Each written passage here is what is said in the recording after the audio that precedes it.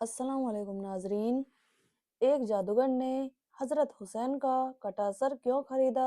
जब दुश्मनों ने हजरत हुसैन रजी अल्लाह ताला को करबला के मैदान में शहीद कर दिया तो इब्ने जियाद ने हुक्म दिया कि हुसैन का सर काट कर मेरे सामने लाया जाए। इस पर सिमर ने जाकर हजरत हुसैन का सर काटा और फिर अपने सरदार इब्ने जियाद के सामने लाकर रख दिया। इब्ने जियाद हजरत हुसैन का कटा सर देखकर बहुत खुश हुआ और अपनी छड़ी हजरत हुसैन के सर पर मारने लगा। उसने हुक्म दिया कि अब ये सर यजीद के महल शाम भेजा जाए ताकि हजरत हुसैन के कटे सर को देखकर लोग इबरत हासिल कर सकें कि जो भी हमारे बादशाह के खिलाफ जाएगा उसका यही अंजाम होगा। कूफा शहर से शाम शहर बहुत दूर था, इसलिए जब सिपाही हजरत हुसैन रजी अल्लाह ताला के कटे सर को लेकर यजीद के पास शाम शहर जा रहे थे तो उन्होंने हजरत हुसैन के सर को एक लकड़ी के संदूक में रख लिया और फिर उसे लेकर चल दिए।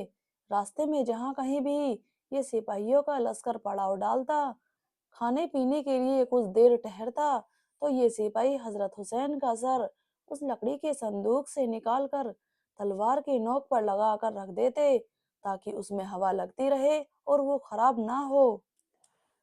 इसी तरह सफर करते करते वो लोग एक रात ईसाइयों की एक इबादतगाह के पास पहुंचे।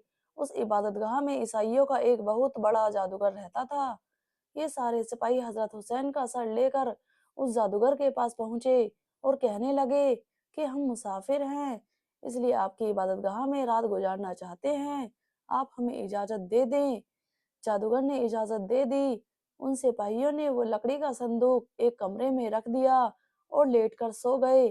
आधी रात गुजर चुकी थी और वो बूढ़ा जादूगर बैठा कुछ जादू कर रहा था कि तभी उसे आसमान की तरफ से एक रोशनी नजर आई जो उसकी इबादतगाह की तरफ बढ़ती आ रही थी और फिर वो रोशनी उस कमरे के अंदर जाने लगी जिसमें हजरत हुसैन का सर रखा हुआ था। ये देखकर वो जादूगर बहुत हैरान हुआ और समझ गया कि इस लकड़ी के संदूक में जरूर कोई ऐसी चीज है जो ये सिपाही मुझसे छुपा रहे हैं। जादूगर ने रात में ही सिपाहियों के सरदार को जगाकर पूछा कि मुझे बताओ कि इस लकड़ी के संदूक में क्या रखा है, क्योंकि मैंने अभी आसमान से एक रोशनी उतरती देखी है जो इस संदूक वाले कमरे में गई है। तुम मुझे सच सच बताओ कि आखिर इस संदूक की हकीकत क्या है। सिपाहियों ने उस बूढ़े जादूगर को सब कुछ बता दिया कि इस संदूक में मोहम्मद सल्लल्लाहु अलैहि वसल्लम के नवासे हजरत हुसैन का सर है। हमने अपने सरदार इब्ने जियाद के हुक्म पर हुसैन का सर काटा और उसे इस संदूक में रखकर यजीद बादशाह के पास ले जा रहे हैं। ये सुनकर उस जादूगर ने कहा कि अरे जालिमों, तुम्हें शर्म नहीं आती कि तुम अपने नबी के घर वालों को कत्ल कर रहे हो। अगर आज हमारे नबी हजरत ईसा मसीह के घर वालों में से कोई बच्चा भी जिंदा होता तो हम उसे अपने सर आंखों पर रखते, और एक तुम हो कि अपने ही नबी के घर वालों को कत्ल करते जा रहे हो। तुम कैसे मुसलमान हो?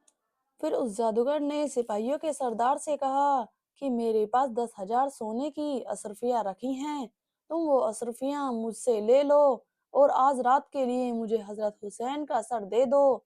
सरदार ने कहा कि ये तो बहुत अच्छी बात है, तुम मुझे अशरफियाँ दे दो और आज रात तुम हुसैन का सर अपने पास रख लो।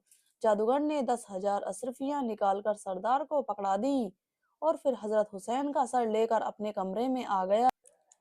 उस जादूगर ने हजरत हुसैन के सर को गुसल दिया और फिर उसे हाथ में लेकर पूरी रात रोता रहा। सुबह के वक्त उस जादूगर ने हजरत हुसैन के सर देखते हुए कहा, ए मुबारक इंसान हुसैन, मैं गवाही देता हूँ कि आपके नाना मोहम्मद सल्लल्लाहु अलैहि वसल्लम अल्लाह के रसूल हैं और मैं अल्लाह को अपना खुदा मानता हूँ और आज से मुसलमान होता हूँ। कयामत में आप इस बात की गवाही दे देना, ए हुसैन, मैं सिर्फ अपनी जात का मालिक हूँ, इतने सारे सिपाहियों का मैं अकेले मुकाबला नहीं कर सकता।